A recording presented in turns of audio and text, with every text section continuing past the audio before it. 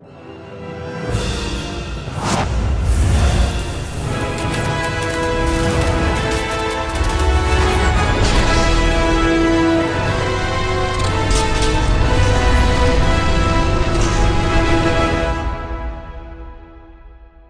going on, everybody? Welcome back to another video, and in today's video I'm very happy to be talking about the second season of What If.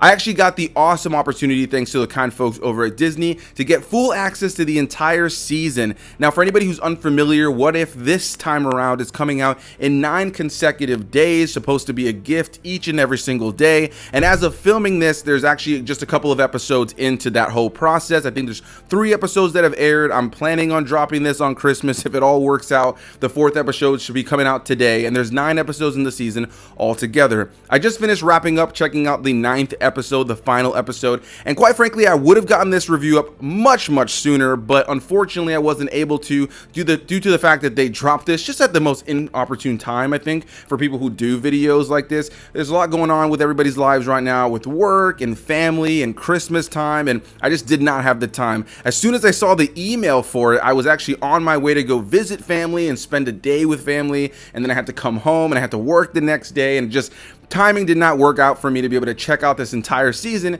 and get up a review as soon as I got the email with the access to the season, which any other weekend, any other week, I would have definitely done that. But with all that said, a big thanks to the kind folks over at Disney for sending me over a streaming access link to the entirety of the season. Now, what I will say right out of the gate, though, is that, of course, they say in the email, please do not spoil anything. Don't talk about big cameos or any reveals or anything like that. So unlike a lot of the other season reviews I do for television shows, where I typically, have moved away from episodic reviews where I touch on spoilers and stuff like that, this review has to kind of be more of a non-spoiler review across the board. I usually wait till the seasons are over, I do a full review without spoilers, and then I move into a spoiler section.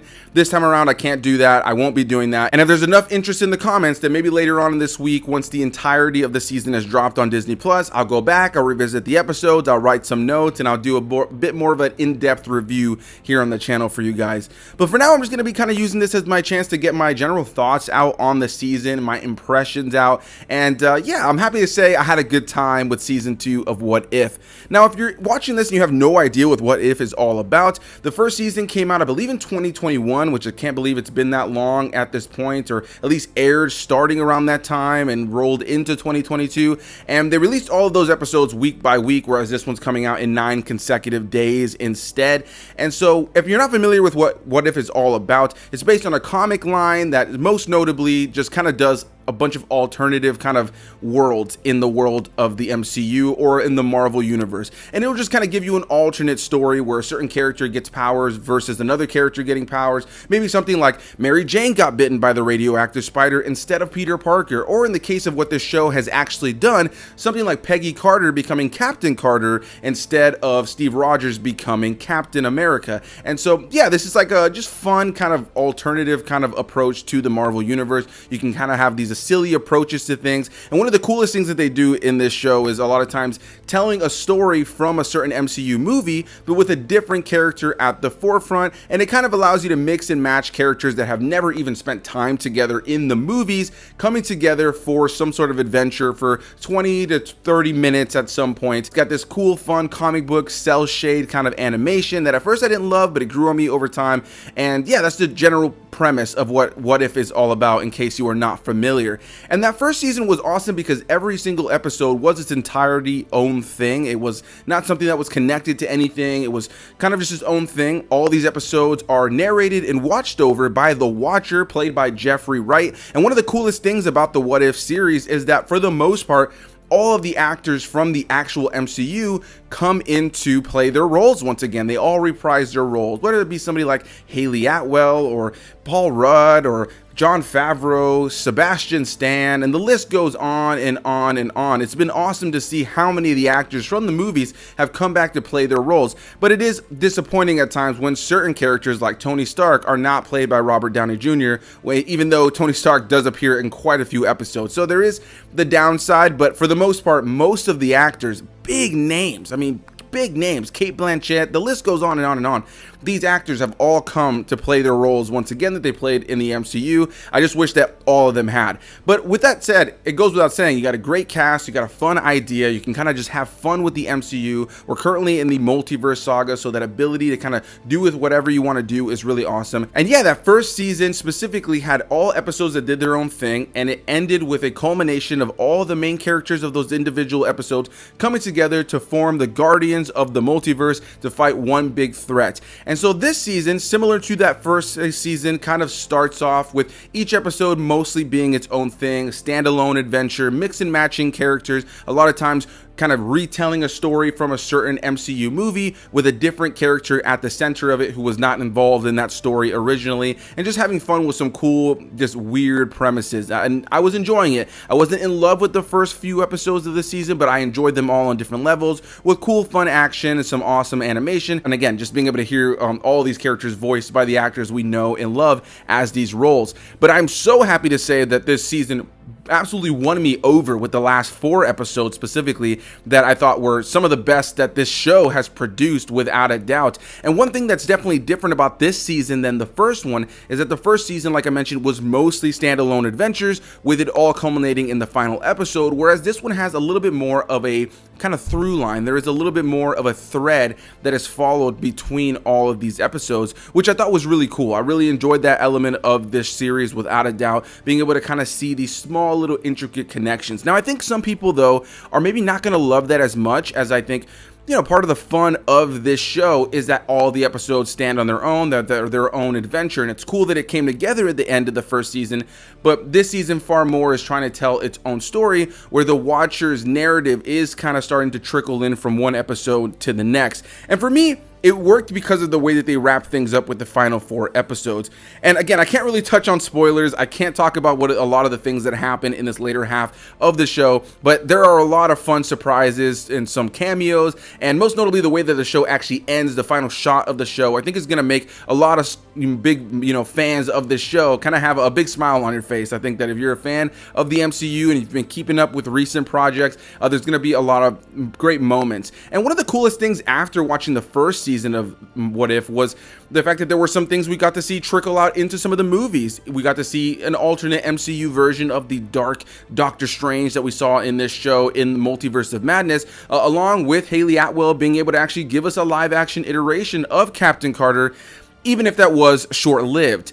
And so, yeah, overall, this show, similar to that first season, allows you to kind of just see these characters in these fun alternate versions. You have an episode where we go back to 1602 London, and all of our characters are back in the Shakespearean time and wearing different attire, but all have their abilities. That was super cool. This show also introduces a new Native American character that, if I'm not mistaken, is the first original character in the MCU that does not have comic book origins, which I thought was really cool. And I thought she was a really cool character. Again, don't want to get into spoilers. I don't believe that episode has aired yet for everybody else, so I thought that she was a cool character, pretty OP, and I thought she was pretty badass, but she was definitely OP, and if they ever decide to trickle that character into the actual MCU, Lord have mercy. But yeah, I thought it was really cool the way that they kind of threaded a lot of this together, and I liked a lot of the fun premises. One that I can mention here without getting too deep into spoilers is one where we have the center being on Hela, again played by Cate Blanchett, and it's kind of a redo of the story of the original Thor movie, where Thor is cast out by Odin, and in this case Odin is casting out Hela, but she ends up landing on Earth and has her helmet be stuck in the ground instead of Thor's hammer, and she has to kind of earn the ability to pull the helmet out of the ground once again, similar to Thor in his first movie. But what's cool about this situation is that where she lands on Earth is actually where the characters from Shang-Chi are. So it was nice to see that kind of this connection from Thor to Shang-Chi. You have these actors coming back to reprise their roles. You kind of have a retelling of a story we know, but from a completely different outlook and lens. And I think that's kind of the fun of this show, is just being able to mix and match so many different things in the MCU, kind of just have fun with it and not be so serious about continuity and not be so serious about what's the next step. And I think what's cool about the show as well is that the way that the show ends leaves you pretty excited for actually what is the next step. And I think that that's something that people have been wanting from a lot of these MCU projects, is that excitement of like, okay, whoa, that ending, I did not expect that. And here we are with a show that's whole premise is that it's all going to be its own thing. It doesn't necessarily need to be connected.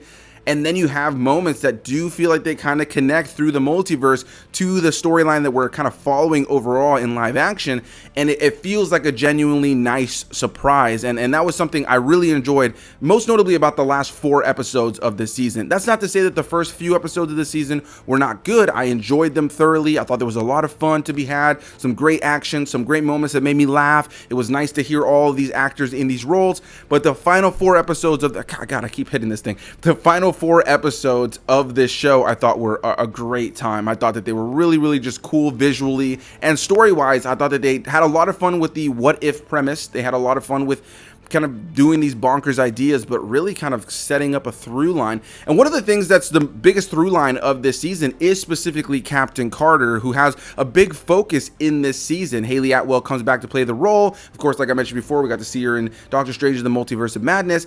And so she's a character they focus on a lot in this season. And on one hand, I like that. I thought it was cool that they kind of had some characters even from the previous season that we honed in on and kind of spent some time with over the course of the season. But on another hand, my biggest gripe about this season would be that I wish that more of the episodes stood on their own. I wish that we spent time with more obscure characters, maybe even. I feel like the first season had fun with, you know, some of the big characters, but there are characters that are big MCU characters that were in the first season of What If that don't even make appearances in this. One of the most notable ones is Spider-Man, who is in the first season of What If, even briefly, and isn't in this season at all. And I thought that that was kind of a big bummer, you know, and that's not even really a spoiler, you know. I wish I could be like, I got a spoiler for you, Spider-Man's in the season. It's like, it's not. You know, he's just not in the season, and he's not the only one. There's a number of other MCU characters that are not here, but then a character like Bruce Banner or Tony Stark or, you know, Captain America, those characters make multiple appearances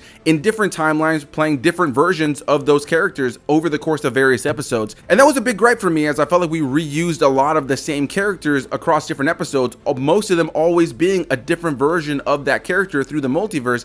And I just kind of wanted to see more MCU characters. There were so many MCU characters, even of the most recent projects, that I would have loved to have seen in this season. You know, I mean, something like Miss Marvel. Miss Marvel does not appear in here, and Captain Marvel, a lot of these other characters that are more recent that you would think that because of the newer movies they would kind of have interjected in here to some degree. Moon Knight, you know, Daredevil. There's so many characters that I thought would be perfect to interject into this season, and it felt like we were just kind of using a lot of our mainline MCU Avengers characters, and I felt like they played it a little safe on that side. As you can tell from the first part of this review, I really enjoyed the season. I thought it was cool. I thought there was a lot of fun, and I'm kind of excited for what they're possibly teasing in terms of the future of the multiverse, with the way that they kind of use the Watcher in this season, and specifically Captain Carter and Doctor Strange. There was some really cool setup for some things to the future that I feel like What If could actually have some consequential kind of consequences, or if you will, some actual stakes in the game as time goes on. That kind of stuff I really liked, but there was definitely this other side of me as I look back on it that I'm just like, they kind of just used a lot of the safe characters, the characters that are everybody knows, and I feel like one of the things that people have been having problems with the modern day of the MCU is that there's a lot of shows, a lot of characters we're being introduced to, a lot of movies, the Eternals, Shang-Chi. While Shang-Chi's world has involvement in this season, that's probably one of the only things of the newer things that has a lot of involvement here. Again, Moon Knight, you know, Daredevil's coming back with Charlie Cox, you know, we have, I don't know, so many other characters that are a part of these newer movies and shows that just don't even make small cameos and appearances and are not part of this mix match. You know, the mix match kind of vibe of this show is what you want. You want to see characters that have not interacting in these weird kind of insane premises. And while you do have that to an extent, I do feel like there was a lot of using the same characters, and I don't want to ramble too much on that, but yeah, it's hard to talk about this without spoiling it. But I'll wrap this up by saying I enjoyed season 2 of What If. I think it leaves a lot to you know, be desired in some areas, but ultimately I thought the last 4 episodes were awesome. I thought there was some great action throughout the season. I laughed plenty. I had plenty of smile on my face. I was never bored. With any of the episodes. There's not a single episode that I disliked, but if I had to be critical of something, it would just simply be that I feel like there wasn't enough of just kind of having fun with the what if premise, just simply with how much Marvel has come out since that first season. They could have really utilized so many other things that they're trying to sell people on when it comes to the MCU, and it just felt like we were focusing on Iron Man and Captain America and Hulk and, you know, Black Widow and all these characters that we've already seen done time and time again and are heavily focused on in the first season of What If as well.